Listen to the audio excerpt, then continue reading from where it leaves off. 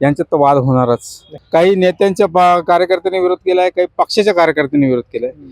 दोन्ही जे पक्ष आहेत, राजकीय पक्ष यांनी ताबडतोब युती करावी. आणि प्रत्येक कार्यकर्त्याला ज्याची इच्छा आहे, ज्याच्यात कॅलिबर आहे, त्याला तुम्ही एबी फॉर्म द्या पक्षाचा आणि निवडणुकीच्या मैदानात उतरा. त्याच्या पाठीशी तुम्ही उभा राहा, कारण तुम्हाला निवडून आणताना तो रात्र रात्र जागलेला आहे. जालना महानगरपालिकेचा पहिली निवडणूक या ठिकाणी पार पडतीये आणि या ठिकाणी आपण जर पाहिलं तर राजकीय पक्ष कुठल्याही प्रकारे ऍक्टिव्ह मोडवर आले तर आपल्याला दिसत नाही. आणि या ठिकाणी आपण जर पाहिलं तर जालन्यातील वरिष्ठ पत्रकार आपल्या सोबत आहे आणि आपण त्यांच्याकडून या युती संदर्भात आणि या राजकीय घडामोडीवर आपण यांच्यासोबत चर्चा करणार आहोत. आपल्यासोबत या ठिकाणी वरिष्ठ पत्रकार आहेत खर्डेकर साहेब. दादा, काय सांगसाल या ठिकाणी महायुती आज उद्याचा दिवस शेवटचा आहे फॉर्म भरण्याचा, मात्र त्यांची अजून देखील युती झालेली नाही, काय वाटतं? खरंच अजून युती काही झालेली नाही, चढावर सुरू आहेत. भाजपाकडे सगळ्यांची रस्सीखेच चालू आहे. सर्व नगरसेवक तिकडेच पळत आहेत. भावी उमेदवार सुद्धा तिकडेच जास्त इंटरेस्ट आहे, कारण चालती आहे, भाजपची सत्ता आहे. सगळ्यांना वाटतं की भाजपामध्ये जावं आणि भाजपामध्येच आपली वर्णी लागावी. यातच जालन्याचे माजी आमदार सुद्धा भाजपामध्ये गेलेले आहेत. त्यांचा अख्खा एक समूह, नगरसेवकांचा एक समूह आहे, त्यांचा एक 26 नगरसेवक ते स्वतः घेऊन ते भाजपामध्ये गेलेले आहेत. त्यांनी भाजपामध्ये प्रवेश केलेला आहे आणि गेले 7-8 वर्षापासून निवडणूक झालेली नाही आहे. प्रत्येक कार्यकर्त्याला असं वाटतं की मला कधी चान्स मिळणार, माझी कधी वर्णी लागणार, मला कधी एक पद मिळणार. कारण आतापर्यंत जे चाललेलं आहे 17 उचलायचं काम, ते शेवटपर्यंतच राहीन का कसं राहीन यासाठी सर्वांचीच उद्धत चढावर सुरू आहे. आता बघूयात, उद्या शेवटचा दिवस आहे. काही अशा चर्चा ऐकण्यात आल्या की आम्ही आज ज्या बातम्या केलेल्या आहेत त्यातून असं दिसतंय की युती होतीये. माजी केंद्रीय मंत्र्यांनी सुद्धा सांगितलं की युती आमची झालेली आहे, फक्त औपचारिकता बाकी आहे. पण खरंच होईल का नाही हे अजूनपर्यंत सांगता येत नाही. आज दुपारी त्यांचा शेवटचा निर्णय येण्याची अपेक्षा आहे. दादा, यामध्ये काही कार्यकर्त्यांनी विरोध पण दर्शवला हो या स्थानिकला? हो, आता कार्यकर्त्यांचा विरोध तर असणारच, कारण ज्या कार्यकर्त्यांनी आपलं उभं आयुष्य पक्षात घातलेलं आहे, जे पूर्वीचे जे भाजप प्रणित कार्यकर्ते आहेत, म्हणजे जे निष्ठावान कार्यकर्ते आणि जे उपरे आता सध्या गेलेले आहेत, यांच्यात तर वाद होणारच. कारण जे आपल्या नेत्याला मानणारे आणि जे स्वतः भाजपाला मानणारे याचे 2 प्रकार असतात कार्यकर्त्यामध्ये. एक कार्यकर्ता नेत्याचा असतो आणि एक पक्षाचा असतो. तर आता यात काही नेत्यांच्या कार्यकर्त्यांनी विरोध केलाय, काही पक्षाच्या कार्यकर्त्यांनी विरोध केलाय. आता सकाळी अशी आमच्याकडे बातमी आलेली की एका कार्यकर्त्यांनी अंगावर पेट्रोल टाकून सुद्धा घ्यायचा प्रयत्न केलेला आहे. एवढी इथपर्यंत नाराजी गेलेली आहे. म्हणजे याचा अर्थ दोन्ही जे पक्ष आहेत, राजकीय पक्ष यांनी ताबडतोब युती करावी, हा नसता एखाद्या कार्यकर्त्याचा जीव जाण्याची शक्यता आहे. नक्कीच या ठिकाणी मोठे घडामोड या ठिकाणी आपले जे वरिष्ठ पत्रकार यांनी सांगितलंय. दादा, काय सांगसाल या ठिकाणी महायुतीची युती झालेली नाही, मात्र इतर जे पक्ष आहेत ते पण या ठिकाणी कुठं दिसत नाहीत, काय वाटतं यावर? काय झालेलं आहे जालन्याच्या बाबतीत, आता उमेदवारी अर्ज करायला फक्त 2च दिवस उरले. 30 तारखेचा शेवटचा दिवस आहे.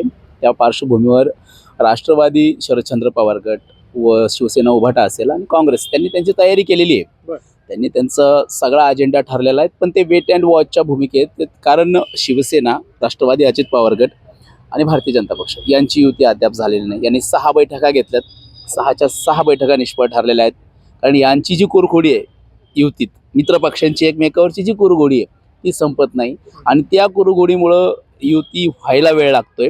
त्याचा परिणाम कार्यकर्त्यात होतोय. आज तुम्ही सकाळी पाहिलं, भारतीय जनता पक्षाचे महानगर जिल्हा अध्यक्ष भास्कर आबा दानवे पाटील यांच्या बंगल्यासमोर एका कार्यकर्त्यांनी एवढ्या कॅनमध्ये पेट्रोल आणलं, स्वतःला पेटून घ्यायची त्यांना सरळ सरळ धमकी म्हणा, इशारा म्हणा दिलाय. का तर ज्या स्थानिक निवडणुका असतात ह्या कार्यकर्त्यांच्या निवडणुका असतात. इथं नेत्यांनी त्यांच्या पाठीशी उभं राहिलं पाहिजे. कारण कार्यकर्त्यांनी किती दिवस सतरंजा उचलायच्या? कार्यकर्त्याचं अख्खं आयुष्य त्या नेत्याच्या गाडीच्या पुढं मागं पडण्यात जातं, त्या नेत्याच्या मागं पुढं फिरण्यात जातं. कुठेतरी त्याला वाटतं यार माझ्या वार्डाचा प्रश्न आहे, माझ्या प्रभागाचा प्रश्न आहे, मी ते काम करतो, मला तिकीट मिळालं पाहिजे, यासाठी तो कार्यकर्ता रात्रंदिवस धडपड करत असतो. मात्र आज यांचं युतीचं भिजत घोंगडं 6 बैठकानंतर तसंच भिजत ठेवलंय. यांचाच काही निर्णय होईना.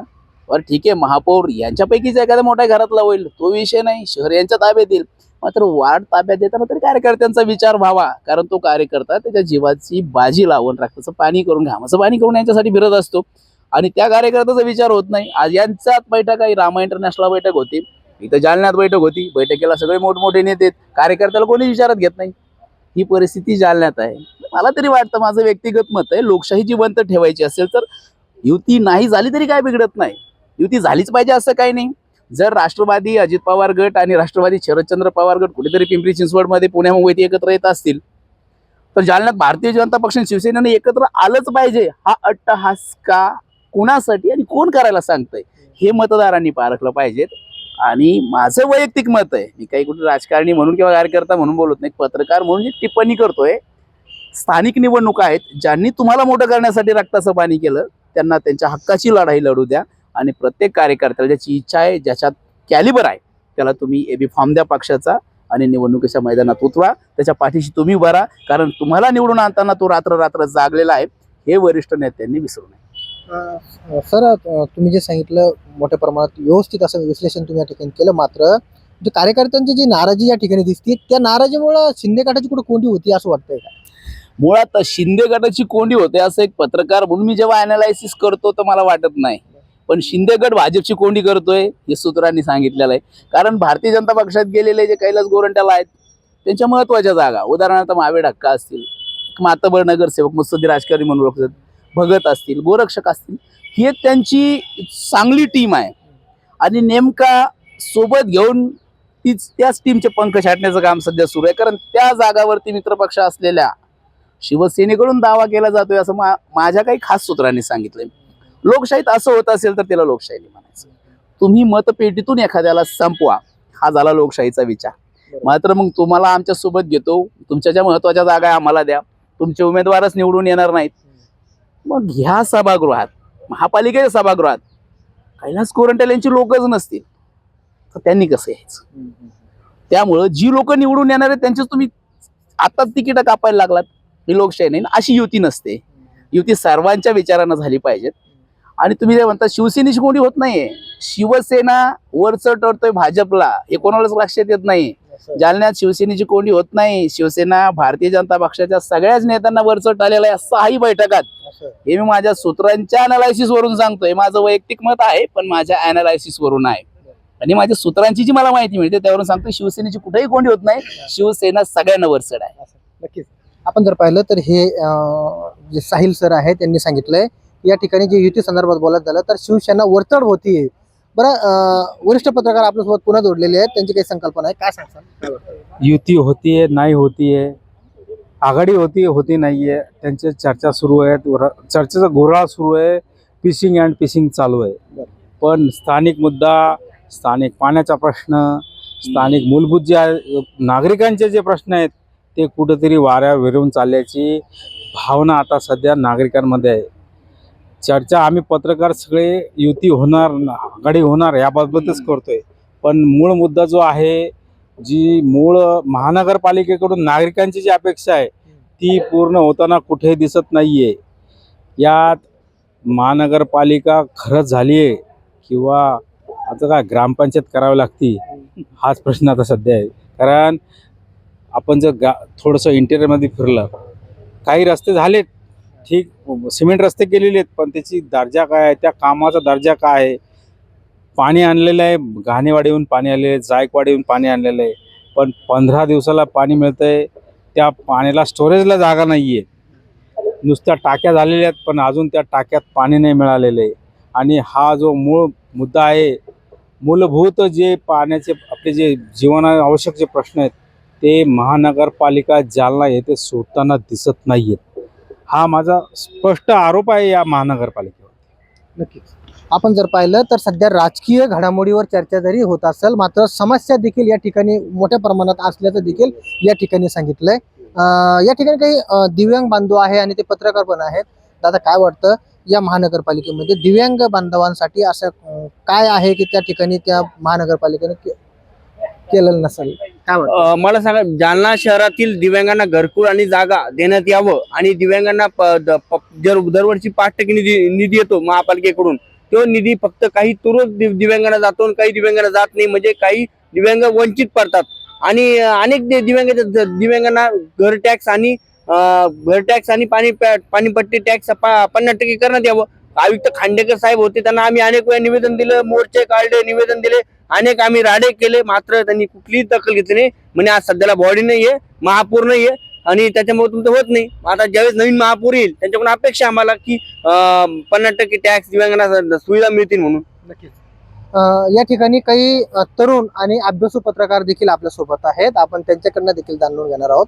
दादा, या ठिकाणी राजकीय जे घडामोड आहे, या ठिकाणी युती असेल, आघाडी असेल, असं कुठलंही असं ऍक्टिव्ह मोड या पक्षांचं दिसत नाही. काय कारण असू शकतं, काय वाटतं? नाही, आपण बघू शकतात 6 बैठका झाल्यात युतीबाबत. 6 बैठकीनंतर सुद्धा अद्यापही कुठलंही आज त्यांचं युती झालेलं नाही आहे. त्याच्यातून एक लक्षात येतं की कार्यकर्त्याचा संभ्रम जो निर्माण केलेला आहे कार्यकर्त्यांनी नेत्यावरती, तो जो आहे ना, तो खरंच निष्ठावंत कार्यकर्ता जो असतो त्या कार्यकर्त्यांनी त्या वार्डामध्ये, त्या प्रभागामध्ये काम केलेलं असतं. आणि आता बघू शकता आपण महानगरपालिकेमध्ये 9 वर्षानंतर आता निवडणूक होते आणि 9 वर्षानंतर सर्वच कार्यकर्त्याला अपेक्षा आहे की आम्हाला उमेदवारी मिळाली पाहिजे, म्हणून त्यांची तळमळ इथून दिसून येत आहे. त्याच्यामध्ये काय होतंय की ज्या गोष्टी होतात की कार्यकर्त्यांसोबत अन्याय होतो असं बऱ्याच ठिकाणी बोललं जात आहे. आणि हेच ह्याला कारणीभूत आहे युतीसाठी बी. जसं आता 65 जागा महानगरपालिकेच्या उमेदवारीसाठी आहेत. त्यामध्ये सर्व प्रभागामधून अपेक्षा असतात की आम्ही यांचं निष्ठावंत कार्यकर्ता, निष्ठावंत काम करणारे जो वर्ग असतो त्यांनाही अपेक्षा असते की आपल्या पक्षाने आपल्याला तिकीट देऊन उमेदवारीला एक चान्स दिला पाहिजे. आणि जर युती झाली तर त्यातले अर्धे किंवा जो पण त्यांचा क्रायटेरिया असेल, जो बी त्यांचा एक ठरवलेला प्लॅन असेल, त्या हिशोबाने त्यांचे जो उमेदवार आहे तो मायनस होणार, त्यामध्ये म्हणजे तो नाराज होणार. आणि तो नाराज झालेला उमेदवार कुठंतरी अपेक्षा म्हणून उभा राहणार, कुठंतरी त्याची नाराजगी खंत प्रॅक्टिकली तो बोलून दाखवणार नाही, पण तो अनप्रॅक्टिकली तुम्हाला दाखवू शकतो. नक्कीच. आपण जर पाहिलं तर या ठिकाणी कार्यकर्ते जे आहेत, कार्यकर्त्यांची नाराजी होऊ नये याची दक्षता राजकीय पक्षाने घ्यावी, असं देखील आपले जे भारतीय आहेत, भारतीय म्हणून पत्रकार आमचे वरिष्ठ सहकारी आहेत.